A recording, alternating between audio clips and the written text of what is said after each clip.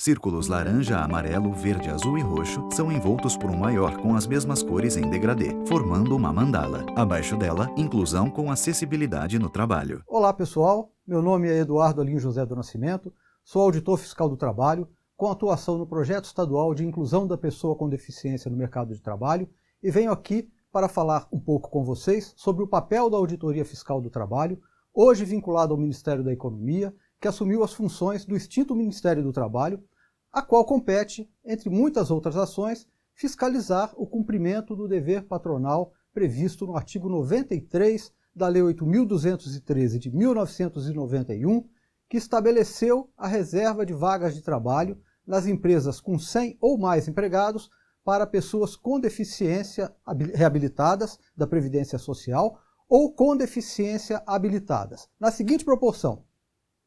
de 100 a 200 empregados, 2%. De 201 a 500 empregados, 3%. De 501 a 1.000 empregados, 4%. Acima de 1.001 empregados, 5%. Embora o referido artigo seja apenas um dentre muitos outros dispositivos que integram a Lei 8.213 de 1991, que instituiu o Plano de Benefícios da Previdência Social, passou ele, aquele artigo, a ser conhecido como a Lei de Cotas, e como tal, passarei a tratá-lo de agora em diante.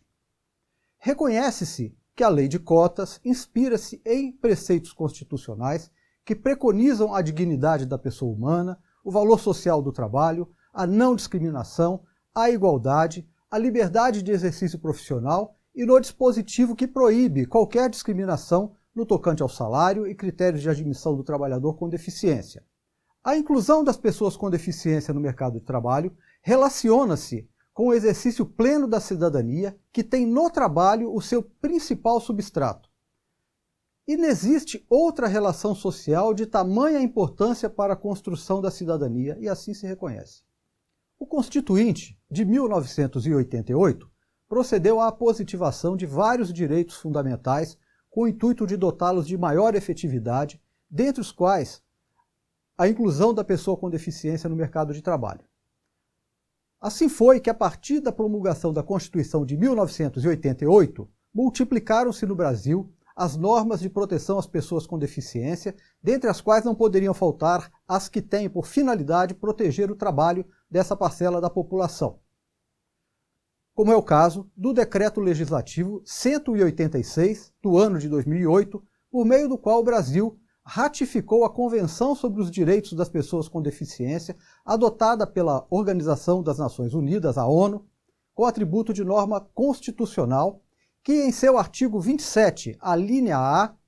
proíbe, abro aspas, a discriminação baseada na deficiência com respeito a todas as questões relacionadas com as normas de emprego, inclusive condições de recrutamento, contratação e admissão, permanência no emprego, ascensão profissional e condições seguras e salubres de trabalho. Fecho aspas. Também merece destaque a recente Lei 13.146, do ano de 2015, que instituiu a assim chamada Lei Brasileira de Inclusão da Pessoa com Deficiência, também conhecida como Estatuto da Pessoa com Deficiência, que em seu artigo 37 veio a estabelecer o dever de as empresas instituírem programa que promova uma efetiva inclusão da pessoa com deficiência no ambiente produtivo, atendidas as regras de acessibilidade, fornecimento de recursos de tecnologia assistiva e a adaptação razoável no ambiente de trabalho. Pois bem, como dito antes, cabe à Auditoria Fiscal do Trabalho fiscalizar o cumprimento da obrigação patronal prevista na Lei de Cotas, de preencher, como eu disse, de 2% a 5% de seus cargos com beneficiários da Previdência Social reabilitados ou com pessoas com deficiência habilitadas. Vale notar que, de acordo com as diretrizes da Subsecretaria da Inspeção do Trabalho, a fiscalização desse tema integra projetos específicos em todas as superintendências regionais do trabalho do país. Estamos aqui tratando de uma, dentre muitas outras que existem, política destinada a corrigir distorções sociais mediante a fixação de cota e, como tal, deve ser vista como uma medida emergencial, paliativa, transitória e nunca como a solução definitiva para o problema, pois o que se espera é que, com a evolução das relações sociais, as cotas venham a tornarem-se cada vez mais desnecessárias. Até lá, entretanto, a manutenção da cota é fundamental. A cota estipulada por lei para a admissão de pessoas com deficiência indica que a sociedade brasileira, por meio dos legisladores eleitos, reconhece ter uma dívida histórica a ser resgatada com aquela parcela da população, a ela garantindo a efetiva inclusão no mundo do trabalho. Sendo assim, a cota legal aqui tratada é reconhecidamente o principal instrumento de que dispõe a sociedade para garantir às pessoas com deficiência o acesso ao mercado formal de trabalho. Entretanto, a criação da lei, tão somente, nada asseguraria não fosse a existência de uma eficiente fiscalização estatal. No desempenho de suas funções, caso o auditor fiscal do trabalho constate que a empregadora por ele auditada descumpre a cota de contratações imposta pela lei, deverá, como regra, lavrar o competente auto de infração, autuação essa que resultará na combinação de penalidade pecuniária à infratora na forma de multa. É que não se pode conceber atividade fiscalizatória estatal sem a possibilidade de apenação do infrator.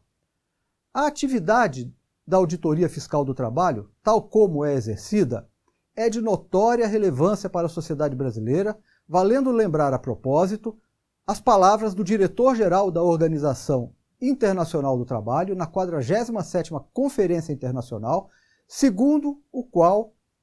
abro aspas, a legislação trabalhista sem inspeção é mais um exercício teórico de ética que uma disciplina social obrigatória. Fecho aspas. Entretanto, e a despeito disso, cabe assinalar que o objetivo primeiro da Auditoria Fiscal do Trabalho, sobretudo no tocante ao sensível tema aqui tratado, é atuar como verdadeiro agente de transformação social,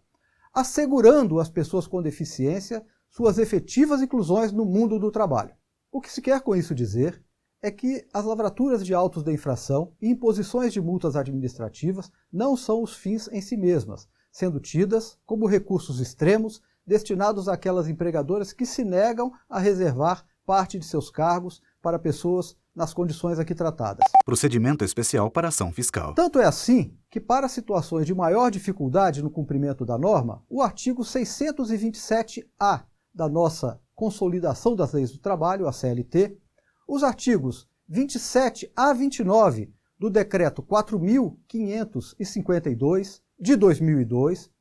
que vem a ser o nosso Regulamento da Inspeção do Trabalho, também conhecido como RIT,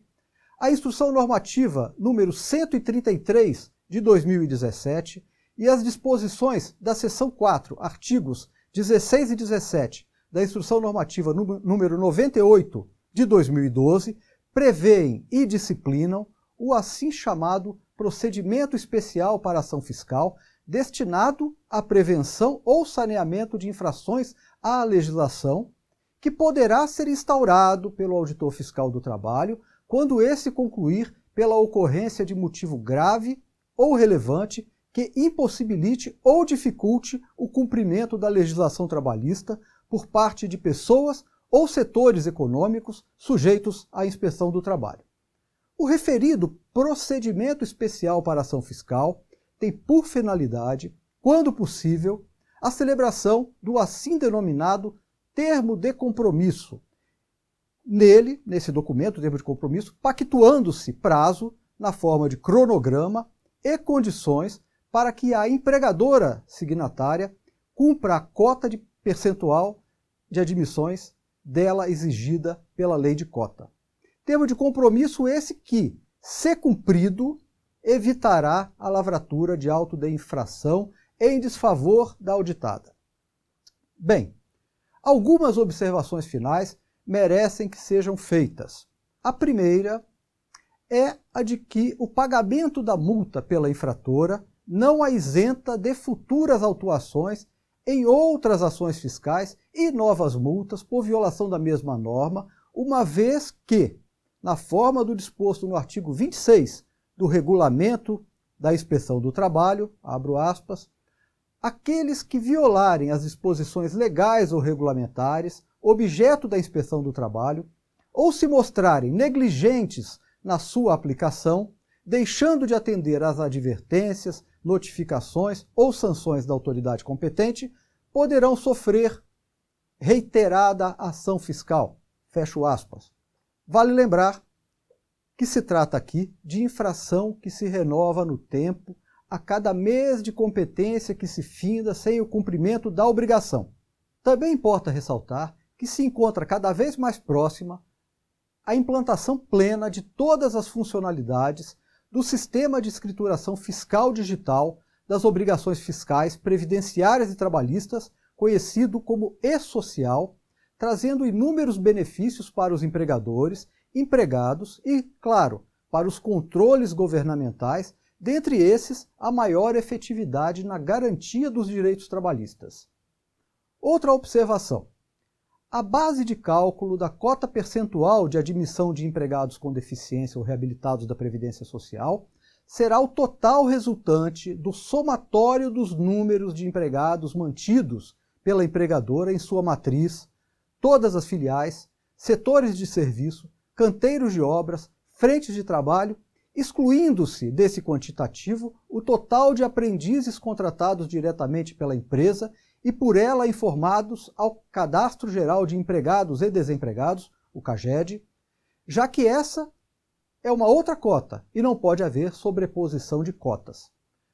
Também deve ser excluída a quantidade de empregados aposentados por invalidez, uma vez que outros trabalhadores já foram contratados e ocupam os mesmos postos de trabalho, isso tudo conforme diretrizes fixadas pela Secretaria de Inspeção do Trabalho, atualmente denominada Subsecretaria de Inspeção do Trabalho, do Ministério da Economia, que, como eu disse antes, assumiu as atribuições do extinto Ministério do Trabalho. Há diretrizes no âmbito da Auditoria Fiscal do Trabalho que preconizam o estímulo à capacitação profissional das pessoas com deficiência por meio de suas contratações na condição de aprendizes. Essa diretriz materializa-se com a possibilidade de celebração, quando preenchidos os pressupostos normativos, do termo de compromisso antes mencionado, estabelecendo-se o compromisso da empregadora admitir aprendizes com deficiência na forma disposta no artigo 429 da CLT, hipótese na qual se poderá pactuar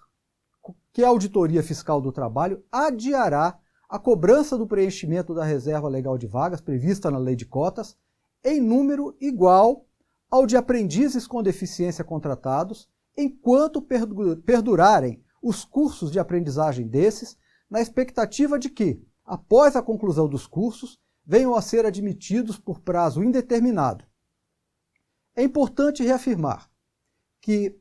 a pessoa com deficiência contratada como aprendiz não é computada para efeito de cumprimento da cota prevista na Lei de Cotas, mas sim que a sua admissão poderá, mediante celebração do termo de compromisso, fazer com que a Auditoria Fiscal do Trabalho adie, em igual número, a cobrança da cota de contratação de pessoas com deficiência. Para esse fim, porém, não são aceitas contratações realizadas por entidades formadoras de que trata o artigo 431 da CLT. Também é importante destacar que na forma da nota técnica 70 do ano de 2018, não se reconhece eficácia a cláusula de acordo ou convenção coletiva de trabalho contendo disposição que implique alteração da base de cálculo, extinguindo-a ou restringindo-a, estabelecendo que, diante dessa situação, o auditor fiscal do trabalho tomará as seguintes providências. Abro aspas. 1. Adotará a legislação em vigor e não excluirá nenhuma função, cargo ou ocupação da base de cálculo da reserva legal de vagas prevista no artigo 93 da Lei 8.213 de 1991. 2. Autuará por discriminação em razão da deficiência caso seja usada a cláusula discriminatória que autorize a exclusão de funções ou cargos da base de cálculo da reserva legal de vagas podendo inclusive utilizar como elemento de convicção para a autuação eventuais documentos apresentados em processos administrativos. E 3. Em respeito à competência do artigo 6º, inciso 17, a linha B da Lei 75 de 1993, o auditor fiscal do trabalho deverá informar ao Ministério Público do Trabalho acerca da existência de cláusula ilícita ou inconstitucional em instrumento coletivo de trabalho. Fecho aspas. Também ressalto que no curso da ação fiscal, a empregadora auditada deverá exibir ao auditor fiscal do trabalho laudos emitidos por profissionais de formação superior na área da saúde para comprovar que os empregados admitidos enquadram-se nos parâmetros fixados no artigo 4º, incisos de 1 a 5 do Decreto número 3.298 de 1999, nas alíneas de A a E do inciso 1º do parágrafo 1º do artigo 5º do Decreto número 5.296 do ano de 2004 e na Lei 13.146 de 2015, que instituiu a Lei Brasileira de Inclusão da Pessoa com Deficiência, em número suficiente para integralizar a cota percentual dela exigida pela lei de cota. A condição de empregado reabilitado deve ser comprovada com a exibição de certificado de reabilitação profissional expedido pelo Instituto Nacional do Seguro Social, o INSS. Por fim, destaco que ao auditor fiscal do trabalho também compete fiscalizar o cumprimento de normas voltadas para a acessibilidade das pessoas com deficiência nos ambientes de trabalho, a qualidade de suas inclusões e possíveis práticas discriminatórias. Era isso, muito obrigado, estamos juntos. No topo da tela, a mandala e o texto. Inclusão com acessibilidade no trabalho. Logo abaixo, os logotipos. MPT, OIT, Câmara Paulista para a Inclusão da Pessoa com Deficiência, AMANCAI e Iguale Comunicação de Acessibilidade.